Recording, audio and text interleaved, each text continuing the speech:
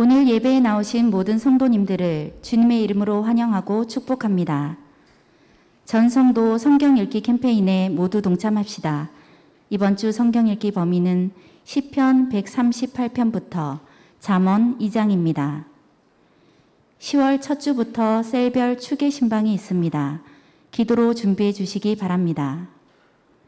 오늘 오후 찬양 예배 후에 셀 리더 교육이 있습니다. 그리고 셀 예배는 교회에서 하나님께 드리기 바랍니다. 백성희 집사님의 삼남 김재중 군의 결혼식이 10월 8일 토요일 오후 3시 40분에 안양 더 그레이스 켈리 1층 포레스트홀에서 있습니다.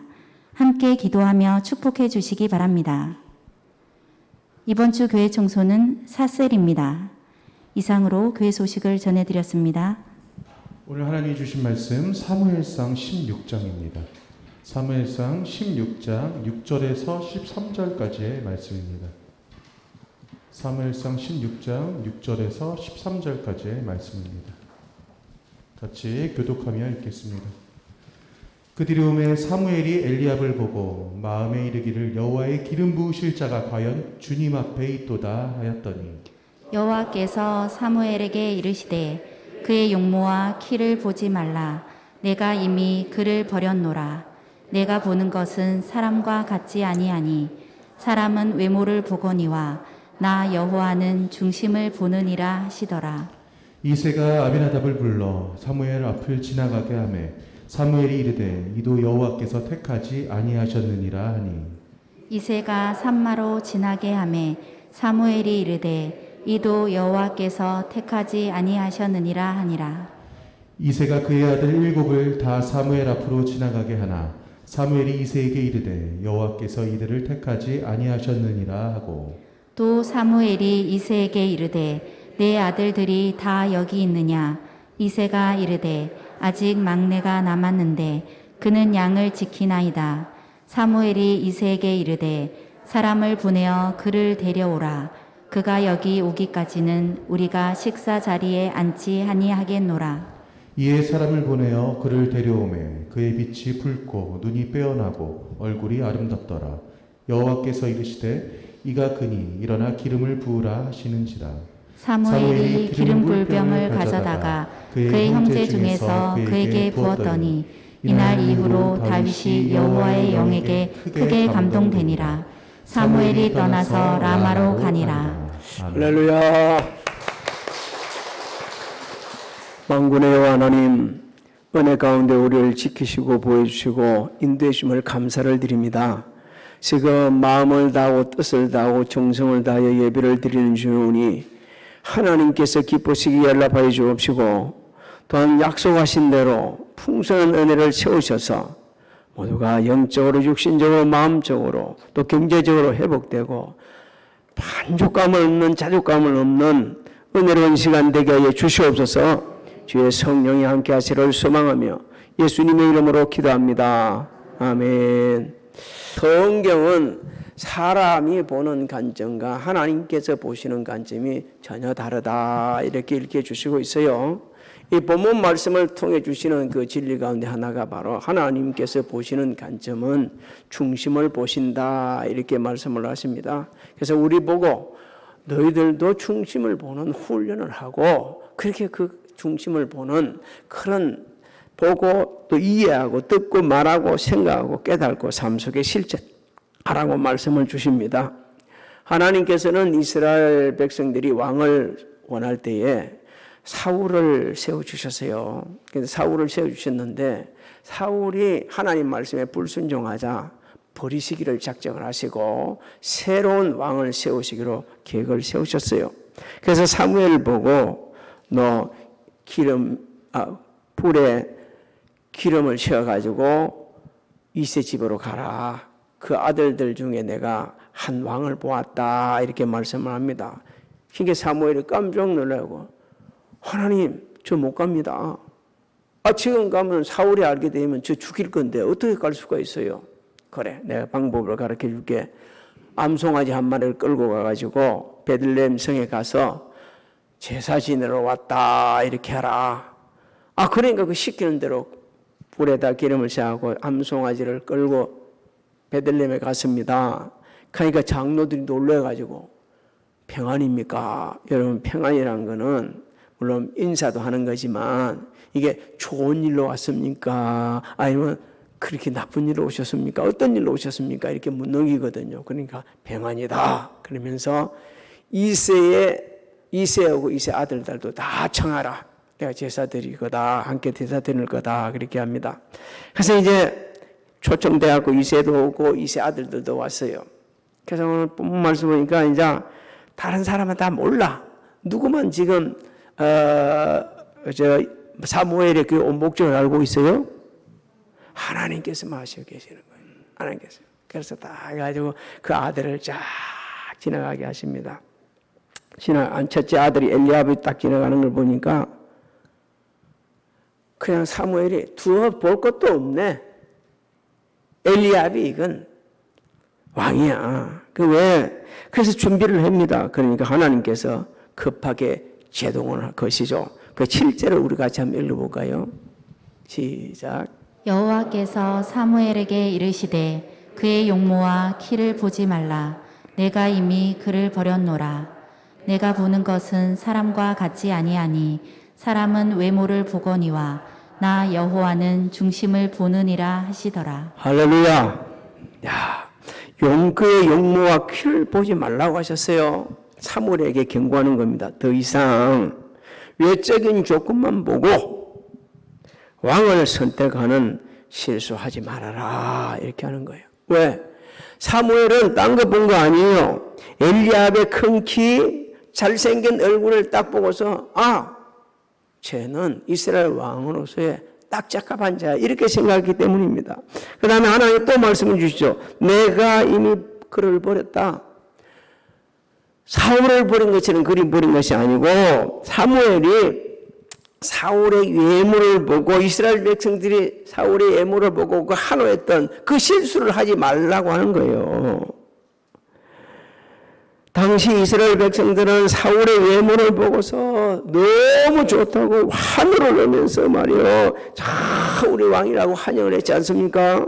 그 사실이 사무엘상 10장 23절로 24절에 기록되어 있어요. 우리 같이 한번 읽어봅니다. 시작. 그들이 달려가서 거기서 그를 데려오매 그가 백성 중에 서니 다른 사람보다 어깨 위만큼 컸더라. 사무엘이 모든 백성에게 이르되 너희는 여호와께서 택하신 자를 보느냐 모든 백성 중에 짝할 이가 없느니라 하니 모든 백성이 왕의 만세를 외쳐 부르니라. 저 보십시오. 당시 사무엘도 그렇고 이스라엘 백성들도 그렇고 사울을 왕을 세울 때 딴 거 본 거 아니요. 뭐가 커요? 키도 크고 아주 그냥 장대하고 잘생겼고 그러니까 왕인 줄 알고 했어요. 근데 말을 안 듣는 거예요. 하나님 그래서 말씀합니다. 사람은 뭘 본다고요? 예물을 보고냐. 나 여호와는 중심을 보신다. 이렇게 말씀하십니다.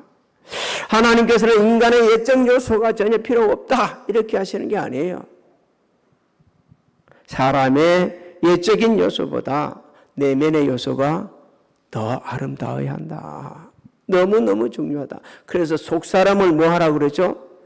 강건하게 하라 하셨어요. 왜 그럽니까? 중심을 보신다는 것은 마음을 보신다는 건데 우리의 마음은요 완전히 부패해가지고 너무너무 부패하기 때문에 때로는 내 마음도 누가 몰라? 나도 모를 때가 있어요. 나도 모를 때가. 예레미야 17장 9절로 11절을 한번 읽어볼까요? 시작. 만물보다 거짓되고 심히 부패한 것은 마음이라. 누가 능히 이를 알리오마는 나 여호와는 심장을 살피며 폐부를 시험하고 각각 그의 행위와 그의 행실대로 보응하나니 불의로 치부하는 자는 자고새가 낳지 아니한 알을 품음 같아서 그의 중년에 그것이 떠나겠고 마침내 어리석은 자가 되리라.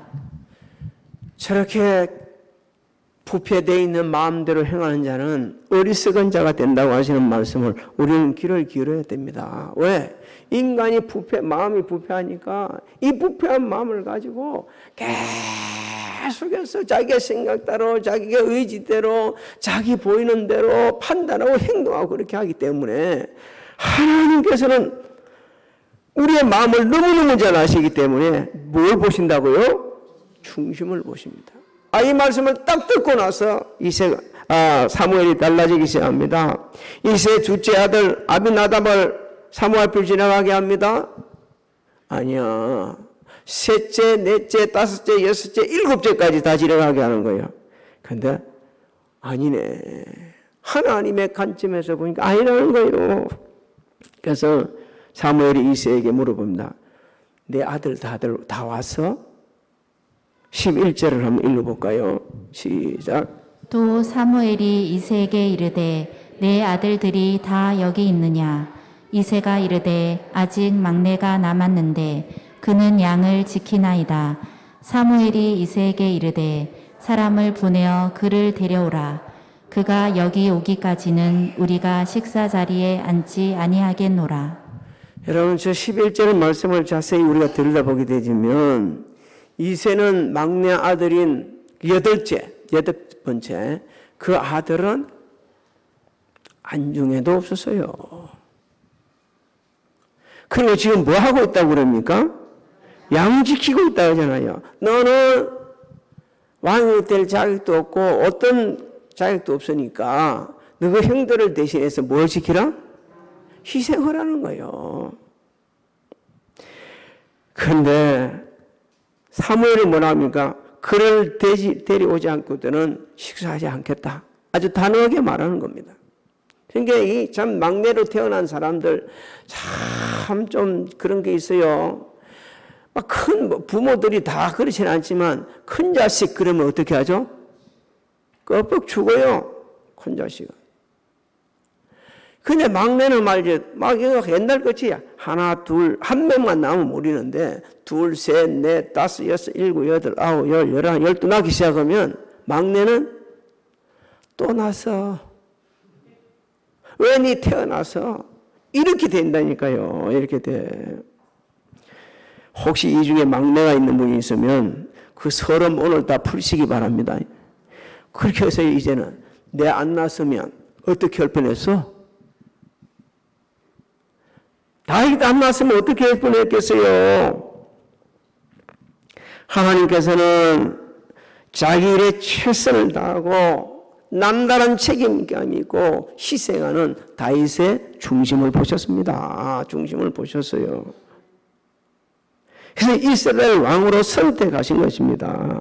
그 사실을 시편 기자도 함께 찬양을 하고 있어요. 시편 78편 70절로 72절을 같이 한번 읽어봅니다. 시작. 또 그의 종 다윗을 택하시되 양의 우리에서 취하시며 전양을 지키는 중에서 그들을 이끌어내사 그의 백성인 야곱 그의 소유인 이스라엘을 기르게 하셨더니 이에 그가 그들을 자기 마음의 완전함으로 기르고 그의 손에 능숙함으로 그들을 지도하였도다. 할렐루야.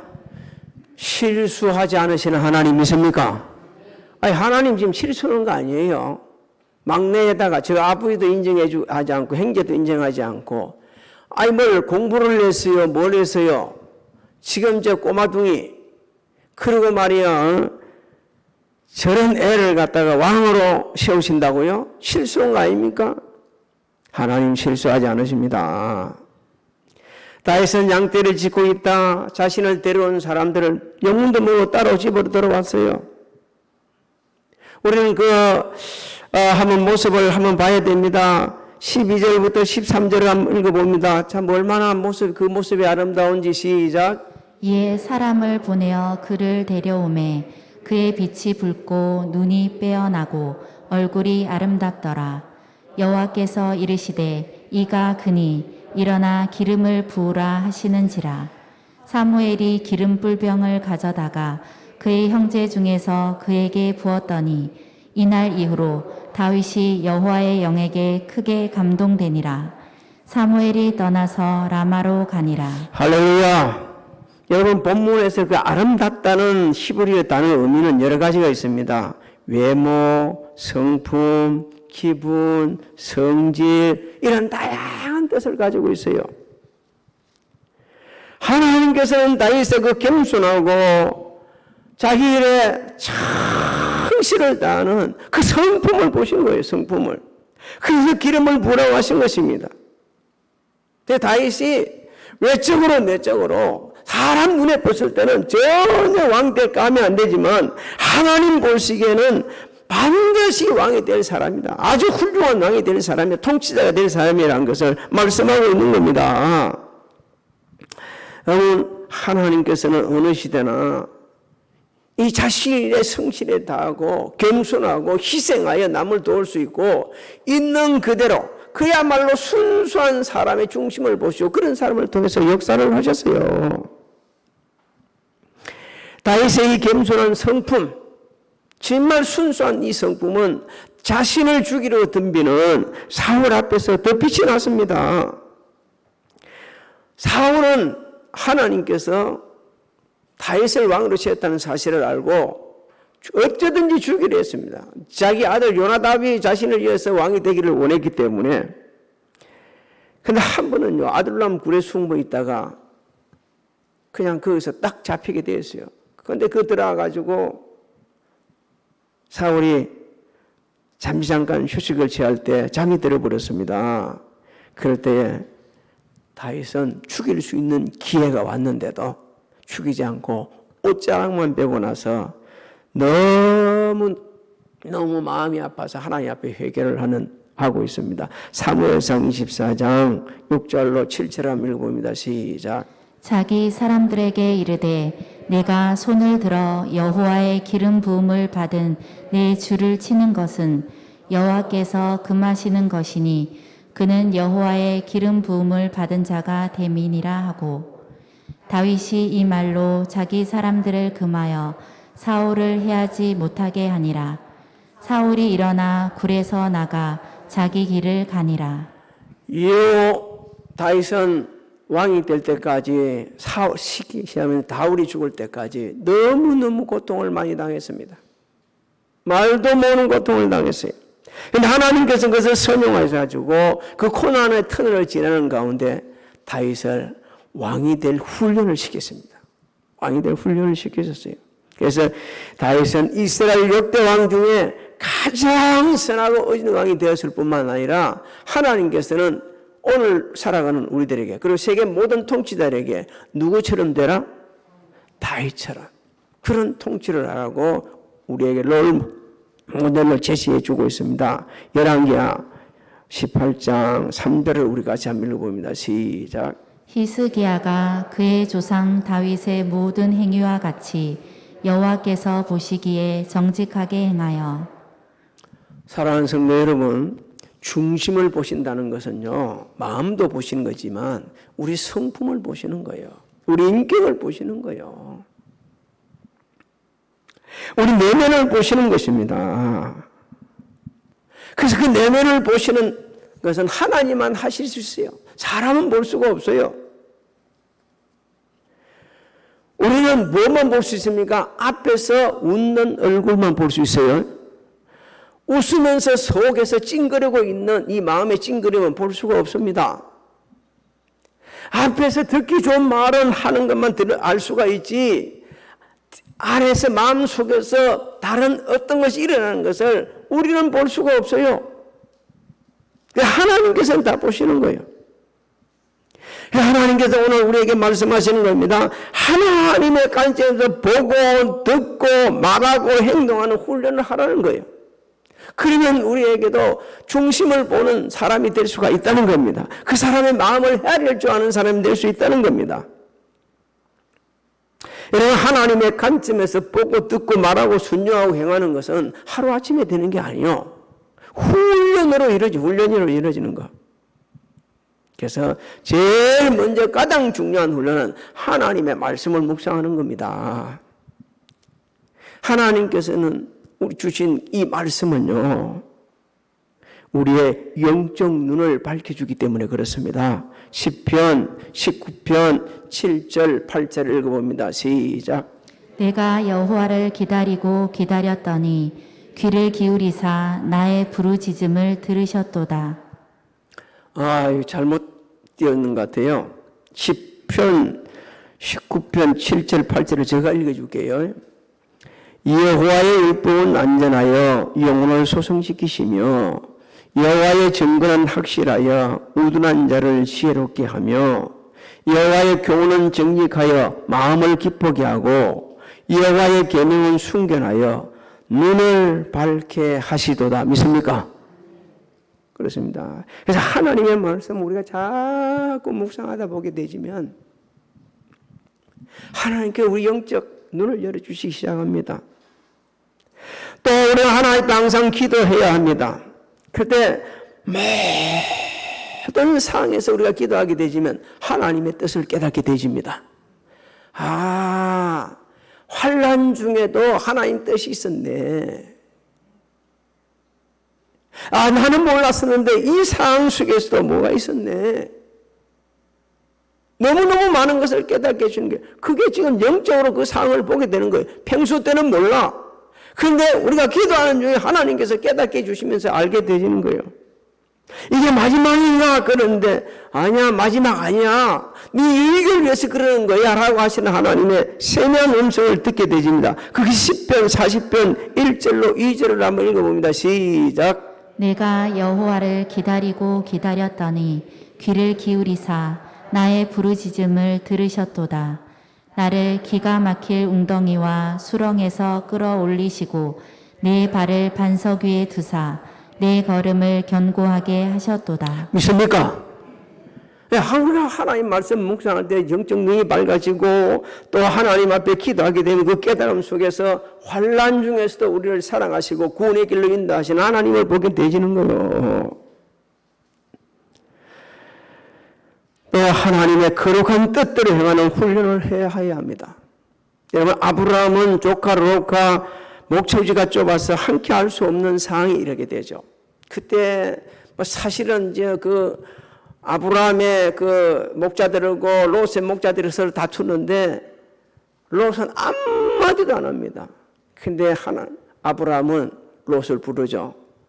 야, 우리 같이 싸우면 안 돼. 너 나하고 골육인데 어떻게 싸우냐. 그리고 예수 안 믿는 사람이 이 주변에 이방 사람이 많이 있는데 그렇게 되지면 누가 하나님 믿겠어. 그러니까 그러지 말고 네가 먼저 선택해. 어디 갈 건가 네가 선택해. 그 선택지를 먼저 선택권을 주는 거예요. 롯은 말이요, 하나님의 관점에서 보는 훈련이 안 돼 있는 사람이야. 영적인 눈이 아니라 육적인 눈을 보니까 소돔과 고모라가 멸하기 전이라서 그 물이 많고 목초이 많은 게 마치 그 에덴 동산같이 보이는 거예요. 나 저기 그러면서 뒷도 안 돌아보고 그냥 글로 가버립니다. 그런데 그곳은 멸망당하고 말았습니다. 멸망당하죠. 아브라함은 하나님 약속의 말씀을 부여잡고 가나안 땅에 머물렀는데 하나님께 약속하신 대로 복의 근원이 되었습니다. 그리고 이스라엘 그 백성들 후손들이 언약에 들어가게 하는 축복의 통로가 되었습니다. 자신의 후손으로 오시는 예수 그리스도를 통해 온 인류가 죄악에서 구속받는 은총, 그 축복의 구원의 통로가 되었어요. 갈라디아서 3장 13절로 14절을 우리 같이 읽어봅니다. 시작. 그리스도께서 우리를 위하여 저주를 받은 바 되사 율법의 저주에서 우리를 속량하셨으니 기록된 바 나무에 달린 자마다 저주 아래에 있는 자라 하였음이라. 이는 그리스도 예수 안에서 아브라함의 복이 이방인에게 미치게 하고 또 우리로 하여금 믿음으로 말미암아 성령의 약속을 받게 하려 함이라. 확신하십니까? 그래서 우리가 은혜 가운데 이렇게 구원을 받고 있는 겁니다. 이렇게 하나님께서는 우리에게 일깨주시고 있는데 안타깝게도 우리는 매일매일 삶의 현장에서 중심을 보는 것이 아니라 뭘 봅니까? 외모를 보는 거예요. 사람만 그렇게 보는 게 아니고 모든 사물을, 현상을 그렇게 보고 있는 겁니다. 자, 큰 음식집에 사람이 버글버글하면 우리는 뭐라고 그러죠? 저 집은 맛있어. 가려면 어디로 가야 돼? 그런데 말이요, 아주 가끔 보게 되면 겉은 초라하지만 아주 오래된 점포, 그러니까 노포라 그렇게 하죠. 노포. 그 요즘에 이제 방송국에서 이제 보여주고 있는데 자손대를 이어가면서 하는 그 오래된 노포 그 속에서 진짜 한 가지 음식을 잘 해가지고 정말 맛있어서 찾아오는 사람들이 발길이 꺼지지 않는 데가 있거든요. 근데 그분들한테 물어보게 되면 어떤 일이 흐름해도 그게 맛이 너무 좋아가지고 그냥 계속해서 오고 있다는 겁니다. 근데 우리는 처음 가게 되면, 저도 마찬가지입니다. 어디 가게 되면 뭘 보냐면 딱 봐가지고서 사람이 있나 없나, 그 다음에 주차장에 차가 많이 있나 없나, 이걸 보고 들어가는 거예요. 근데 들어갔다 보게 되면 하나도 맛이 없는 데가 있고, 진짜 맛이 있는 데가 있고, 이게 현실 아닙니까? 현실인 거예요. 여러분, 하나님 관점으로 보고 듣고 말하고 행하는 자는 하나님을 경외하는 자입니다. 하나님의 말씀에 순종하는 자입니다. 우리 주님께서 말씀하셨어요. 하나님을 사랑하는 자는 그 계명을 지키는 자다. 그런 사람은, 하나님의 계명을 지키는 사람은 하나님의 사랑을 받게 되진다. 나도 그를 사랑하여 그에게 나를 나타내리라고 약속을 하셨습니다. 여러분, 중심을 보신다는 건 하나님 하시지만, 하나님 저도 외적인데 치중하지 말고 사람의 중심을 볼 수 있게 해주십시오. 특히 우리 젊은 청춘들 너무 외적인 데 중심을 쓰다 보니까 가만히 있으면 괜찮을 텐데 손을 대갖고 나빠지는 경우가 있다. 연세가 들면 들수록 우리 외모는 어떻게 된다고 그랬어요? 후패진다고 그랬어요. 거기다가 땡길 필요 없어요. 그냥 있는 그대로 있는 게 좋은 거예요. 그래서 우리가 이 보는 것도 굉장히 중요하지만 내 삶의 자세도 굉장히 중요한 겁니다. 미국 제가 어느 목사님이 전 책에서 봤어요. 풍요의 법칙이라는 책을 읽으면서 봤는데 예를 하나 든 게 나오더라고요. 제가 좀 옮겨볼게요. 하버드 대학에 어느 날 할아버지 할머니가 아주 그냥 초라한 할아버지 할머니가 왔어요. 그래서 그 정문에 와가지고 하는 얘기가 총장님을 좀 만나 뵙고 싶다. 그러니까 딱 하면 얼굴이 이렇게 하리 훑어보고 그 있는 정문에 근무하는 분이 훑어보고서는 만날 수 없어요. 당신 같은 사람들은 만날 수 없어요. 우리 총장님이 얼마나 바쁘신데 어떻게 당신들이 만날 수 없어요. 사정해도 안 된다 그러네. 그래서 할아버지 할머니가 돌아서다가 다시가 물어보는 거예요. 그렇다면 이 학교를 하나 만들려고 그러면 어느 정도 돈이 듭니까? 그러니까 더 코웃음을 치는 거예요. 아니, 저 사람 미쳤네. 잘했네, 내가. 잘 막았네. 그런데 그분이 가가지고 세운 학교가, 우리가 다, 웬만한 사람 다 듣고 있죠. 스탠퍼드 대학이라고 그럽니다. 그 유명한 대학을 그분이 세웠다는 거예요.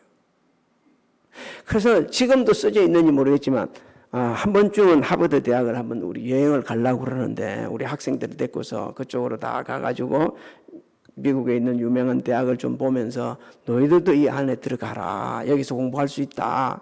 그렇게 격려를 해주고 확신을 심어주기 위해서 가려고 하다가 코로나 때문에 지금까지 못 가고 있습니다. 언제 기회가 되시면 데려가가지고 쫙 보면서 여기는 스탠포드 대학이고 여기는 이거 미국에 있는 유명한 대학들에 이제 한 10개 정도 넘게되는 대학을 갈 이제 계획을 세우고 있죠. 가가지고 보고 이렇게 좀 격려를 좀 하고 그러면서 그 안에 있는 가능하면 그 안에 있는 우리 한국 학생들도 만나보고 또 가능하게 되면 그 안에 있는 교수들하고도 인터뷰를 좀 하고 이렇게 해서 이제 왔으면 참 좋겠다는 계획을 세우고 지금 계속 기도하고 있는 중이에요. 코로나 좀 잠잠하면 가기로 됐어요.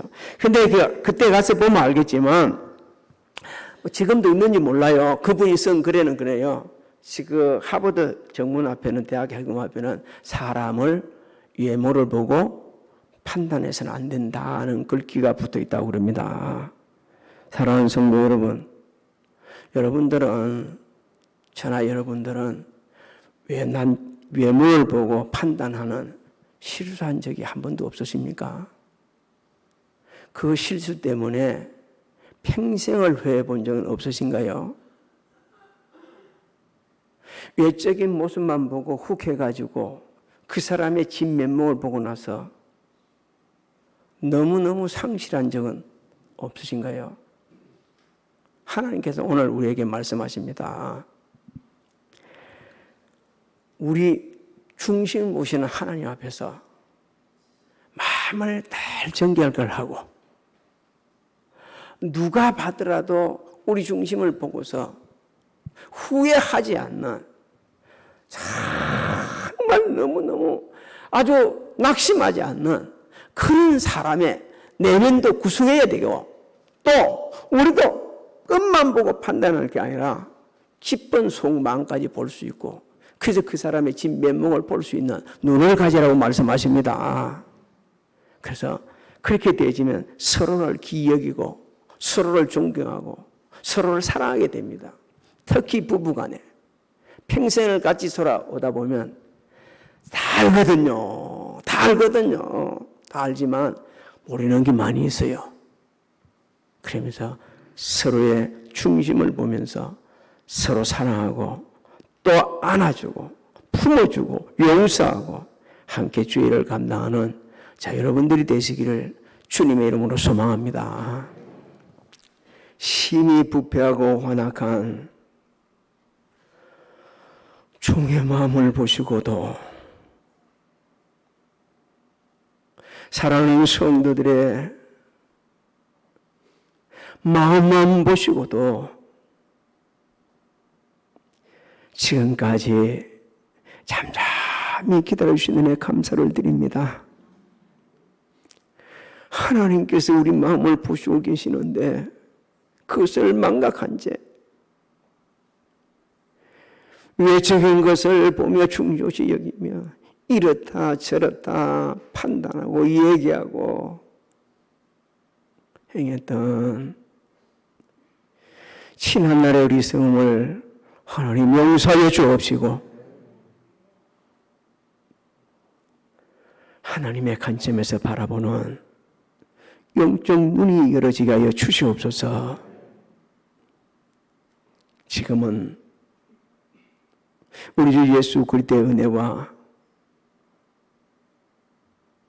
하나님 아버지의 만가하신 사랑하신가 성령님의 감화감동 교통 내주 역사하심이 성전에서 가정에서 각자 위치에서 예배를 드리고 돌아서는 사랑하는 성도들 머리 위에와 가정, 직장, 사업장, 자녀들 진행하는 일들 우리 교회 위에 지금으로부터 영원토록 함께 하실지어다.